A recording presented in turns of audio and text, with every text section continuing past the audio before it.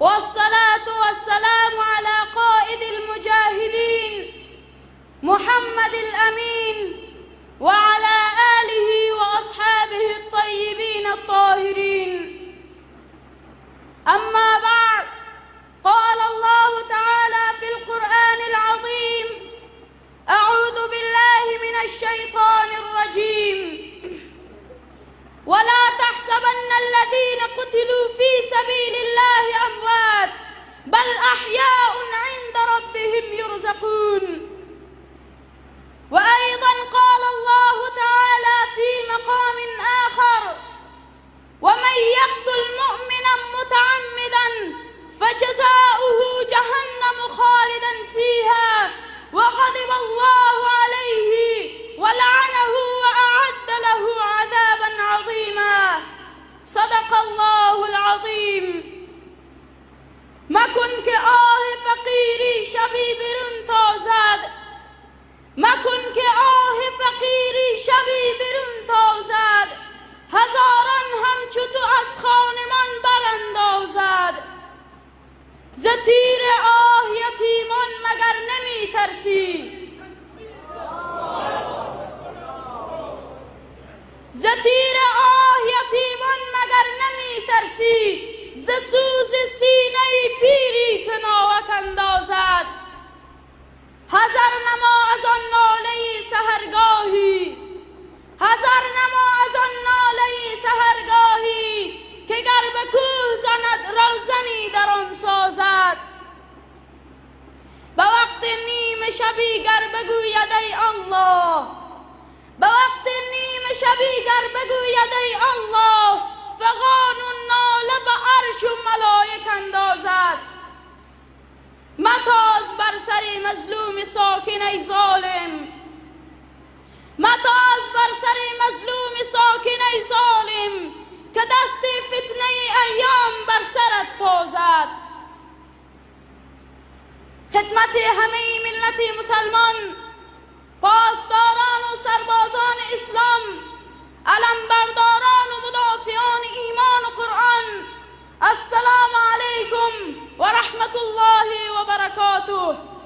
من هم به نمایندگی از ایتام شهادت با افتخار عالم فرزانه، حامی و پشتیبان مظلومین و مستضعفین، شهید راه مسجد و منبر، الحاج مولانا مجیب الرحمن انصاری رحمت الله علیه را به عموم ملت‌های مسلمان، خصوصا به ملت غیور و شرافتمند افغانستان و هرات باستان، از صمیم قلب مبارکباد و تسلیت عرض می دارم.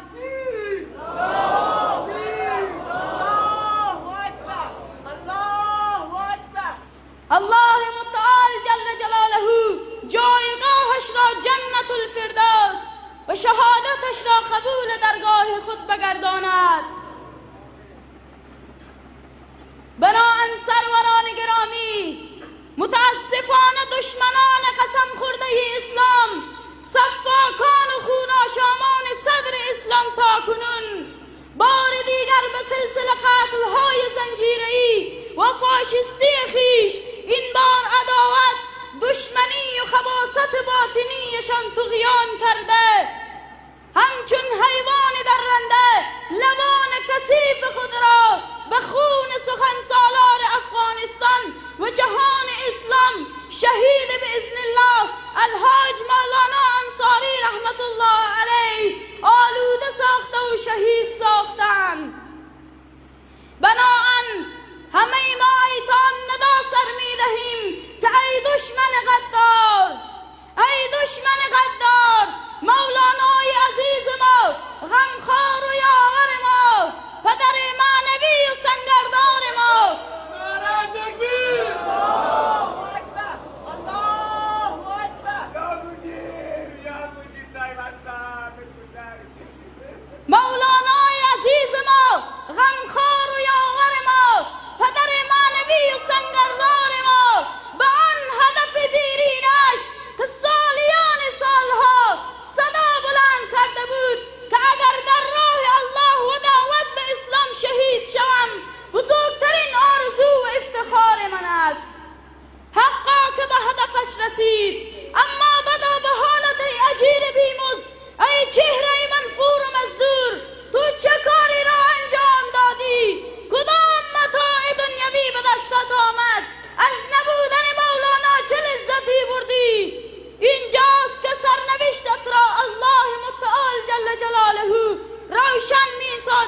و می فرماید و من یقتل مؤمنا متعمدا فجزاؤه جهنم خالدا فيها وغضب الله عليه ولعنه وأعد له عذابا عظيما. جزایت فقط جهنم الهی، غضب و لعنت الله متعال جل جلاله و عذاب بس بزرگ اوست. و فراموش نکن که روزی که شود اذا السماء انفطرت، روزی که شود اذا السماء انفطرت، وانگه که شود اذا النجوم انکدرت. من دامن تو گیرم اندر عرصات، فریاد کشم به ای ذنب قتلت. ای جاهل مکار، ای بزدل بی مقدار، تو فکر کردی که با از بین بردن عزیز دل ما چراغ دعوت و ابلاغ رسالت خاموش خواهد شد و یا این که با ایجاد فضای خونین ترسیده خواهیم شد؟ نخیر، شهیدان از نفس افتادن تا ما از نفس نیفتیم، قامت راست کردن تا ما قامت خم نکنیم، به خاک افتادن تا ما به خاک نیفتیم. شهدا دعا داشتن، ادعا نداشتن، نیایش داشتن، نمایش نداشتن، حیا داشتن، ریا نداشتن، رسم داشتن اما اسم نداشتن. ای ترسو، ای سنگدل، این را خوب بدان که درخت اسلام با خون علمای ربانی و شهدای رحمانی آبیاری می شود. ما به این عقیده داریم که هرگاه ملت‌های مسلمان از دادن خون و فداکاری باورزن این درخت می خشکد. ما باور داریم که شهادت مردن نیست بلکه وصل شدن به زندگی ابدی است.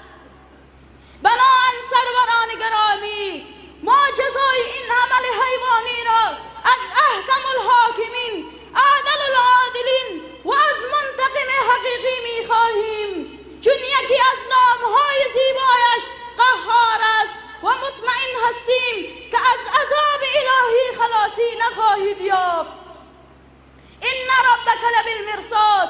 هرچند احساس کمی می کنیم، یتیم بودن ما تکرار شد، ولی در مقابل امر و فرمان الهی راضی و تسلیم هستیم. بار الها به عظمت و جلال قرآن کریم و به اشک و نیایش ایتام و به برکت گریه های پدران و مادران و به حرمت خون شهدای خوشنام عاملین این حادثه المناک را به جزایشان برسان.